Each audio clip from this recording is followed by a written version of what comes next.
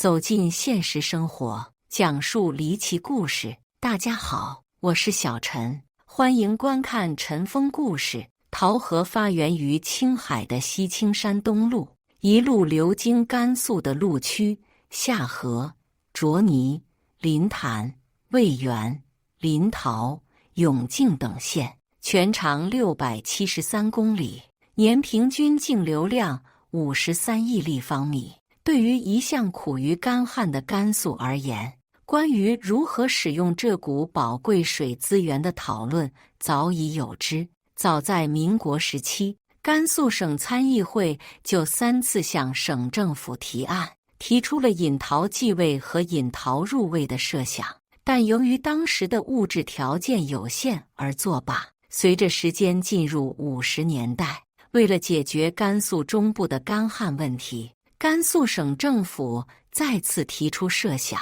要将桃河水东引至渝中、定西、会宁等县。由于当时的氛围所致，这个工程的规模随后开始了不断的膨胀，到最后报批时，竟演变成了一个计划引水30亿公方，流经陇中10多个县市，主干渠长1100多公里，灌溉1900多万亩土地的恢宏工程。在1958年3月，甘肃省委正式组建了引桃水利工程局，该部门作为省委直接领导的专区级机关，其党委下设组织、宣传2部和秘书、资料2室。工程局下设公务、材料供应、生活供给、勘测设计、财务计划、卫生、交通运输、公安、人事9处。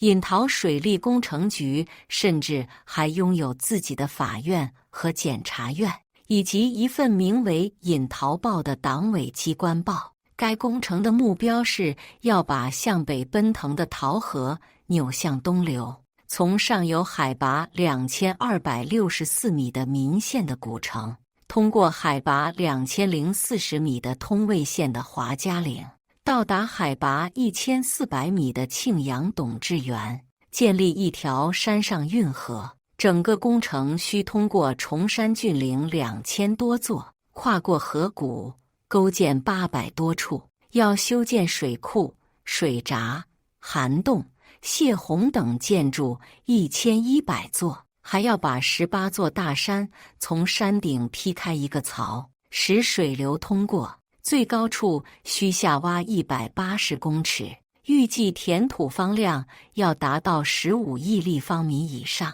为了实现这个设想，工程局居然计划在石门峡、拉玛崖、白头崖、雪崖山、九店峡、乔道堡、黑店峡等陡崖峭壁上，在坚硬如钢铁的岩石上生生炸开一条河道。整个工程总干渠长度将达到惊人的1400公里，另外还有合计达2500公里的14条支干渠。为了达到预想中山上银河壮观景象，该工程设计的不是引走部分桃河水，而是当时流量为35亿立方米的整条桃河。在人们美好的想象中，这个工程完成后，广漠洪荒的干旱地域将呈现出一幅瑰丽的图画，每年能增产粮食45亿斤，发电30万千瓦，造林2500万亩，扩大草原1500万亩，养牛25万头，养羊180万只，养鸭300万只，产鱼600万斤，有500公里渠道可供通航。如此巨大的工程，所需的劳动力自然是一个巨大的数字。甘肃省计划抽调16万人参与该工程，这些劳力将全部由工程受益区定西10万人、天水4万人、平凉2万人承担。具体抽调方案是，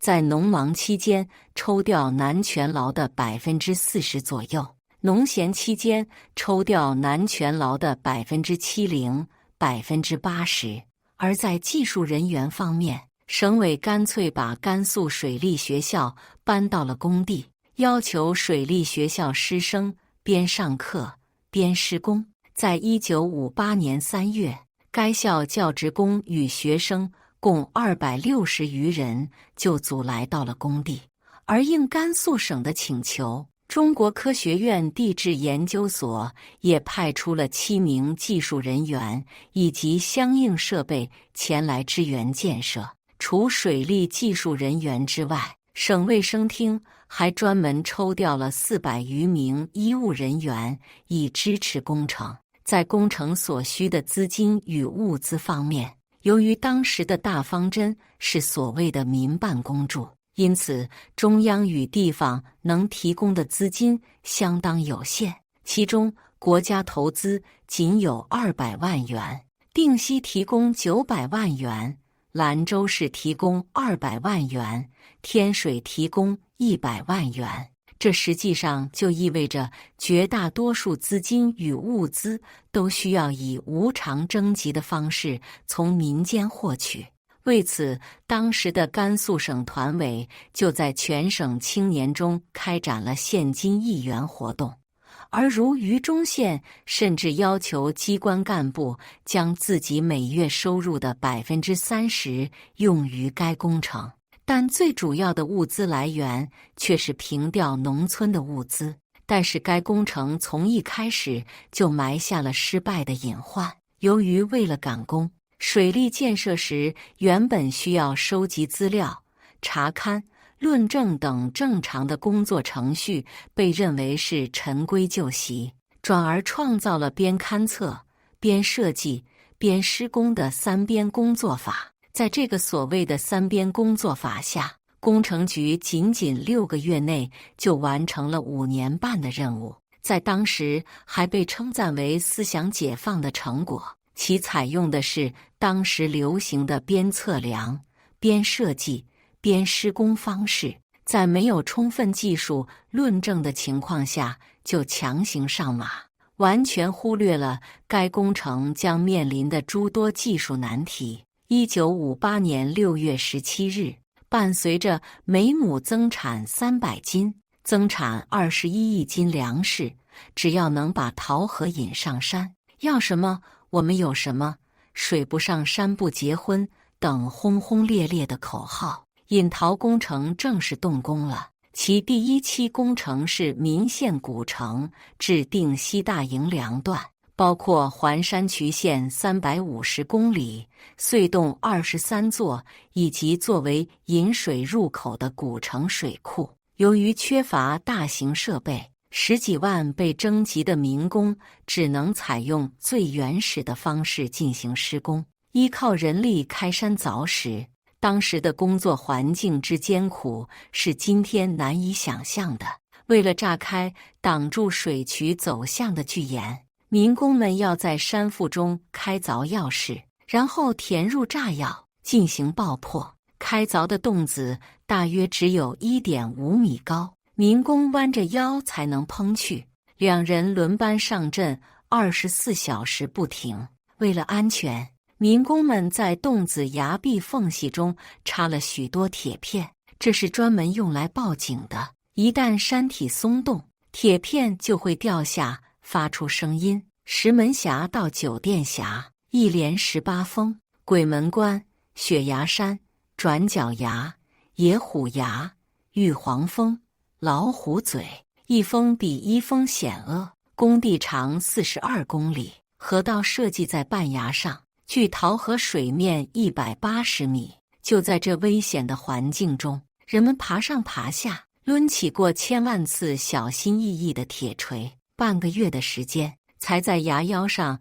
劈开一条半尺宽的小径。除了技术设备的缺乏，工作环境的恶劣与食品供应的困难也令民工们苦不堪言。引桃工地上蔬菜等副食品的供应严重不足，甚至连基本的食盐都出现了匮乏。重体力劳动了一天的民工只能以馒头、面片充饥。民工们也没有房子可供居住，只能住在潮湿的窑洞里。由于缺乏燃料，开水的供应极少，更无法烧热炕，施工点道路不通，只能靠人力往山上背粮食。再加上工地上施工时间长，民工们经常是两头不见太阳，又动不动搞夜战，使人疲惫不堪。在如此艰难的条件下，要在海拔1000多米的高山上修建一条山上运河，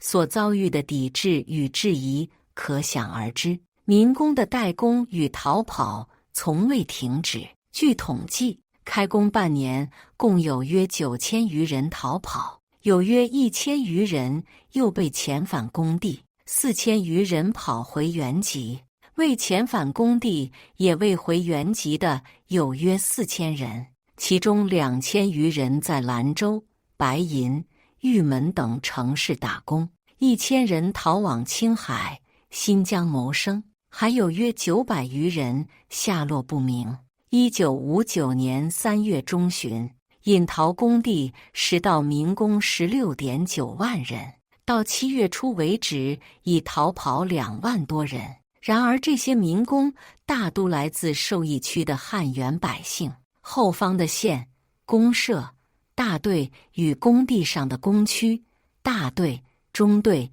一一对应。民工一旦逃跑，后方党政组织即迅速得到通知，会将逃到家里的民工再度送回工地，全家也因其为共产主义抹黑的逃跑行为而饱受牵连。通过行政手段控制住了民工的逃亡后，工程局党委又于1958年9月提出了苦战一冬，大干一春，确保每月完成1亿土石方。1959年5月把水引到大营梁的口号，但由于锁定目标过大，加之施工中遇到炸药、水泥等物资供应不足和山体滑坡、黄土渗漏等技术难题，施工步履维艰。据统计，从开工到同年12月底，仅完成总土方量的32%，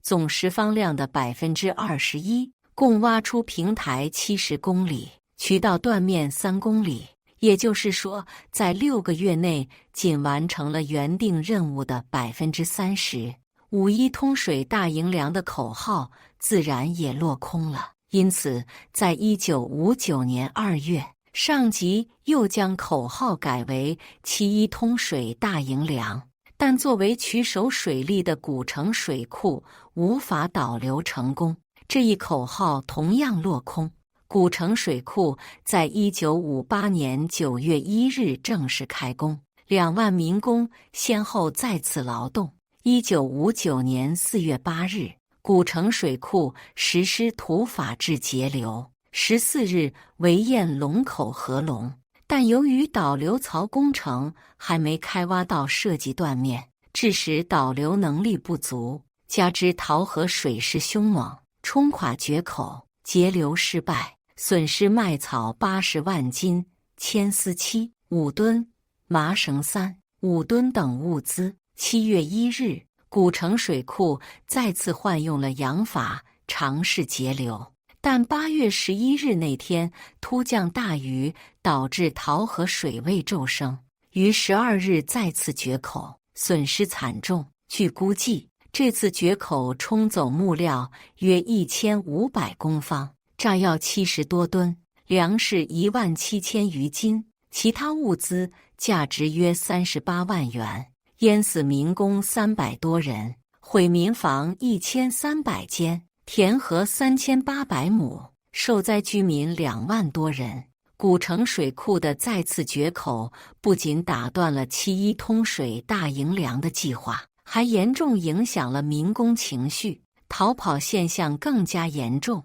如天水工区一大队一夜就逃跑了39人。事故发生后，中央派水利电力部技术委员会和3位苏联专家来到现场视察，得出了这样的结论：提供的设计资料不足，并且不精确。目前已在长达400公里左右的战线上施工，但是所控制的灌溉面积和它的范围还没有弄清。苏联专家的话虽然颇为婉转，但其对该工程的否定态度是显而易见的。对此，施工方的反应就是在三边策略中又添上了一条边修改。这种令人啼笑皆非的举措背后，是严重的工程失误与物资浪费。在1958年11月25日，甘肃日报报道了这样一则消息：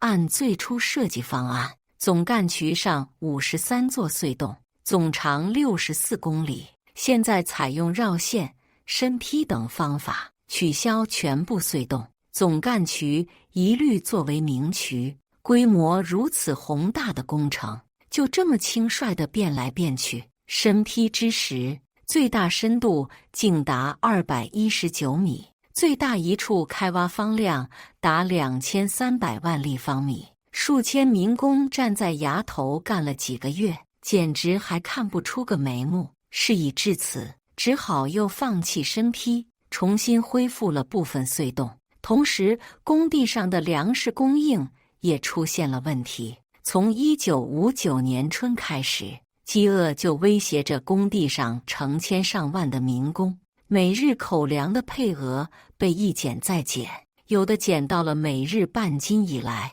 有的则直接断炊，开始用树皮、野菜以及各种匪夷所思的代食品充饥。如此折腾到1959年夏季时，整个甘肃省都已经是精疲力尽。7月15日，甘肃省有位干部冒着巨大的风险向中央报告称，严重缺粮地区的人口共有154万，这些地区一般吃不到半斤粮，全省浮肿病9万6千多人。据初步统计，因缺粮和浮肿病去世的有2200多人，有些地方生产陷于停顿状态。然而，由于风向急转，呈交这份报告的干部很快被打成了右倾机会主义反党集团。甘肃省的形势又是一片大好。在这样的氛围下，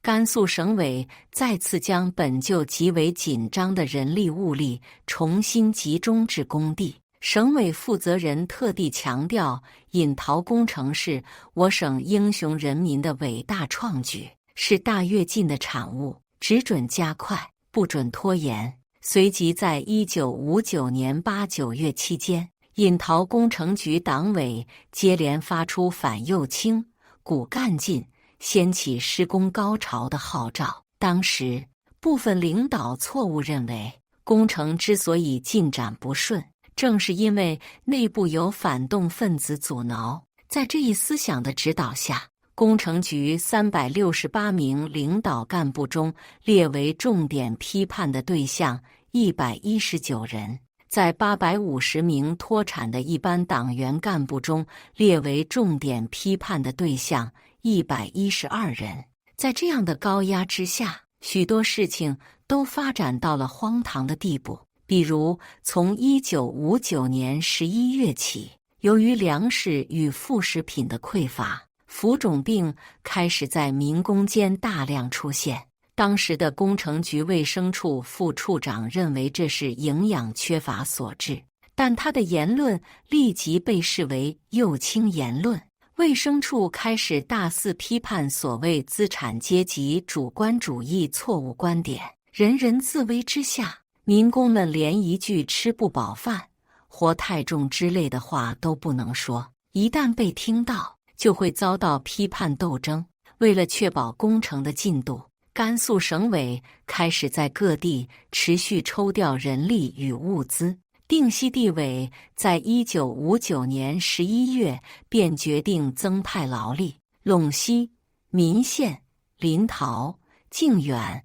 各增加1万人。12月时，又要求将民工中的老弱病残运换为强壮劳力。临洮再增6000人，通渭再增2000人。平凉专区支援了火硝6000斤、猪肉2000斤、粉条1000斤、毛巾、写22000双，见张掖短短4天内就集中蔬菜4万多斤，肉类1万多斤，食盐1万多斤，硫磺、炸药和各种机用油100多吨，并有大批柳筐、枣树种子等送往引桃工地。但此时的甘肃省已经陷入了另一场危机。1960年12月2日至5日，中共中央西北局书记处扩大会议，简称西兰会议，在兰州召开。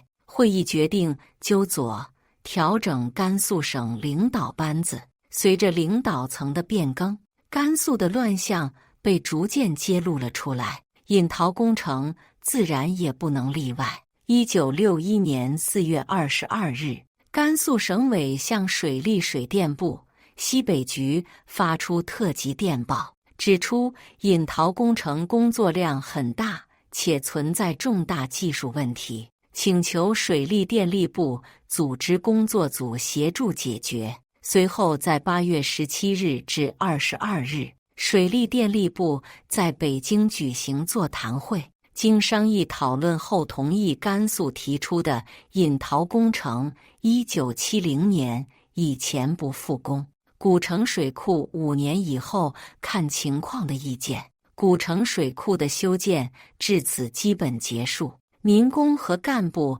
大都返回原籍。1962年3月8日，甘肃省委第105次常委会议决定引桃工程彻底下马，以加强农业生产。4月18日，省委向西北局报告，承认当前对于工程量太大和技术没有过关的2大问题确实无法解决，因此决定彻底下马。引桃工程前后历经3年的时间，在付出了2418人死亡、4000人伤残的代价后，最终以工程下马而告终。这个工程投入了多达1.6亿元的资金，等于1961年全国财政收入的260%，甘肃1961年财政收入的1/3。这期间，桃河沿岸大量的原始树木在就地取材的方针指引下被大量砍伐，用来制造木质工具、烧饭、取暖，极大地破坏了当地生态环境。政治运动所带来的改造、批斗使挨打、自杀的人数骤升，简陋的医疗卫生条件导致伤病员难以得到有效医治，亦有因阶段性缺粮、缺副食品而带来的浮肿病甚至死亡，而伤残民工们也较难得到有效的善后抚恤。许多家庭因为家中主要劳动力去了工地，留下孤儿寡母，当饥饿来临时，更无力抵抗的家庭也不计其数。这一切都使得这一工程，这也成为了那个时代甘肃人民最为沉痛的记忆之一。感谢大家的观看，欢迎大家在下方评论区讨论。如果你喜欢这类故事，记得点击订阅陈峰故事，并分享给更多的人，这会对我帮助很大。再次感谢大家的观看。